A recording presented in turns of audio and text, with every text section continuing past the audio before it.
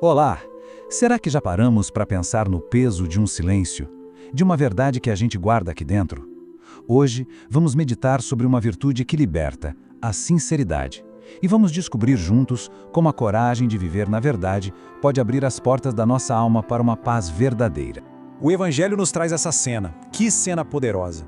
Um homem que vivia silenciado por uma força que o oprimia é finalmente libertado por Jesus. E olha que interessante, ao expulsar o demônio, a primeira coisa que aquele homem faz é falar.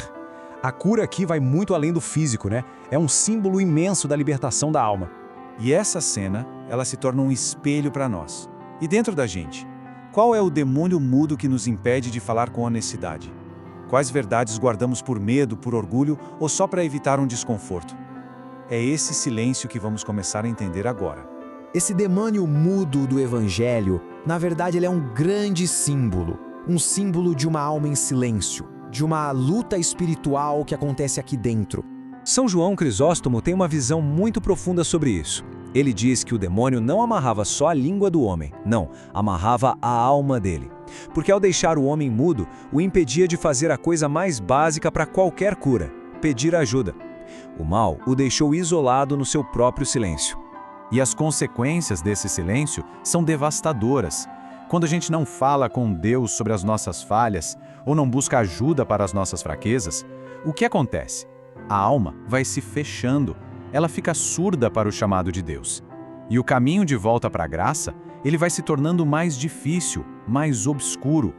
Mas de onde vem essa falta de sinceridade? Por que a gente se esconde? A resposta, no fundo, costuma ser bem simples: o medo da verdade. A gente acaba sendo tentado a aceitar a mentira, sabe? Principalmente quando ela serve ao nosso orgulho, à nossa vaidade, ou, vamos ser honestos, até à nossa preguiça. É o caminho mais fácil. Mas na raiz disso tudo está quase sempre o medo. Medo de se expor, medo das consequências, medo de ter que mudar. E isso nos coloca diante de uma escolha fundamental. De um lado, a palavra de Deus que diz: "Eu sou a verdade". Do outro, a palavra do inimigo, que a Escritura chama de pai da mentira. Veja, a escolha de viver na sinceridade não é só uma escolha moral. É uma escolha por Deus. E aqui está o ponto central. A verdade, ela é exigente. Ela nos compromete. Quando a verdade ilumina algo em nós que precisa ser mudado, ela nos chama à ação. E mudar dá trabalho. E já a mentira, ela nos deixa na nossa zona de conforto. É como usar uma máscara para não ter que se encarar no espelho. Essa frase é muito forte, não é? Jamais será uma pessoa de critério quem tem medo de aprofundar. É o medo de ir até o fim, de cavar fundo na verdade. Esse receio nos impede de desenvolver um juízo reto, uma sabedoria de verdade. A gente fica só no rasinho, com medo do que pode encontrar lá no fundo.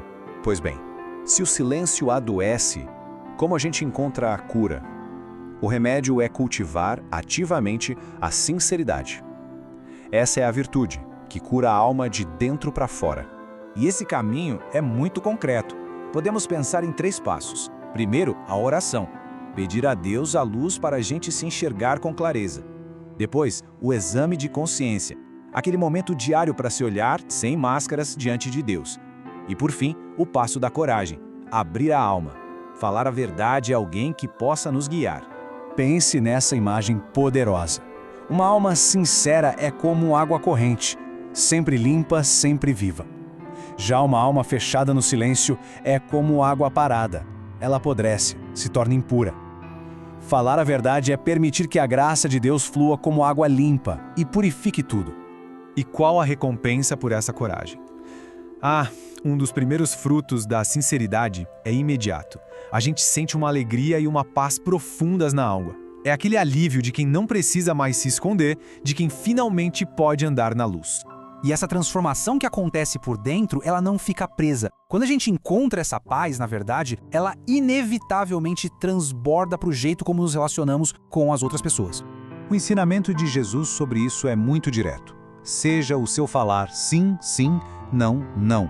Isso quer dizer que a nossa palavra deve ter tanto valor, mas tanto valor, que não precise de garantias.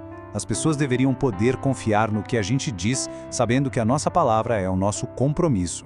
E a partir dessa sinceridade, outras virtudes florescem. A veracidade, que é ser conhecido como alguém que não mente. A lealdade, que é manter as promessas com as nossas atitudes. E a fidelidade, que é levar essa lealdade ao nível mais alto. Nosso compromisso com Deus. E o modelo perfeito para tudo isso é o próprio Cristo, que a Escritura chama de fiel e verdadeiro. Nele não é nenhuma sombra de engano. Ser seu discípulo, então, é ser chamado a viver essa mesma integridade, onde o que somos, o que dizemos e o que fazemos se tornam uma coisa só. E assim, a gente chega à grande promessa que coroa toda essa jornada na sinceridade. A verdade vos libertará. Essa promessa de Jesus não é só uma frase bonita. É a chave. A chave que pode quebrar todas as correntes que nos aprisionam, por dentro e por fora. E essa liberdade não é só uma promessa, é uma realidade para a alma que escolhe viver na luz. A liberdade daquele demônio mudo, a liberdade do orgulho, do medo, do engano, é o resultado concreto de abraçar a sinceridade. É a liberdade de ser quem realmente somos, sem nada a esconder. Que essa reflexão final ecoe em nós. Será que estamos prontos para falar a verdade que liberta? Que a resposta nos inspire a dar o próximo passo, por menor que seja, nesse caminho de luz e de autêntica liberdade interior. Louvado seja nosso Senhor Jesus Cristo, para sempre seja louvado.